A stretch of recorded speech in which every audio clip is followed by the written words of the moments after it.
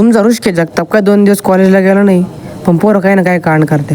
पण ज्या दिवशी गेला ना त्या दिवशी एकदम चांगलं होतं बरं का. अरे चांगलं नाही, लय मोठा जंक्शन विषय आहे. आणि विषय काय माहिती आहे का, आज होतं कॉलेजला ऑप्शन. अरे बापरे, IPLचं ऑप्शन होतं बरं का. अरे IPLचं नाही रिपब्लिक, टाटा IPL नाही, आपला ऑप्शन होतं कॉलेजचं. टाटा IPLच्या ऑप्शनला काय करते, तिकडे फक्त टीमांना पाण्याच्या बॉटली राहते, इकडे जेवणं पण होते प्लेयरांना. ती गोष्ट वेगळी. ऋषिकेश जगताप थोडा लेट गेला, त्याला भेटलं नाही जेवायला, पण ती उठून गेल्या होत्या. जेवण संपून गेलं होतं आणि पाणी बाटलीवर होतं. मग काय आपल्या दप्तरमधली पाणी बाटलं काढली ना, तीच पिलं मग. आणि खरं सांगा झालं ना पब्लिक, आता लागले अचानक बायने शूट केला बरं का.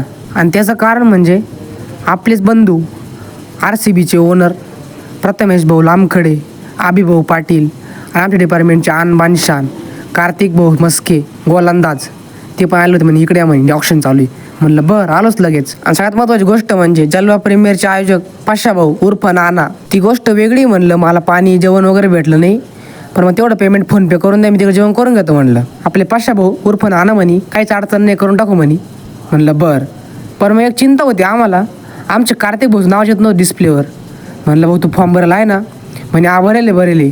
कारण की त्यांचं दुःख वेगळं आणि माझं दुःख वेगळं. ते म्हणजे दीड तास आपण कॅमेरा घेऊन उभा होतो, कधी नाव येतं कधी नाही. शेवटी आलं बरं का ना आमच्या कार्तिक भाऊचं. तुम्हाला आधीच म्हणलो होतो मी, आमच्या डिपार्टमेंटचे आणबाणी शान म्हटलं काय विषय नाही, नुसते बीट चालू होते कार्तिक भाऊवर. टीम फक्त म्हणायची पैसे म्हणा ते चालेल, पण आपल्याला कार्तिक भाऊ घ्यायचा आहे. खरंच बरं का पब्लिक, काही टीमांचे पैसे संपून गेले, पण मग काय कार्तिक भाऊ घेता आलं नाही. नुसते मग बीट चालू या टीमांचे त्या टीमांचे. शेवटी मग घेतलं 25,000 रुपयाला आमचे कार्तिक भाऊ. ऑप्शन वगैरे बघितलं कार्तिक भाऊचं आणि निघालो डायरेक्ट घराकडं. ब्लॉग जर आवडला असेल तर लाईक आणि फॉलो करा. जय श्रीराम.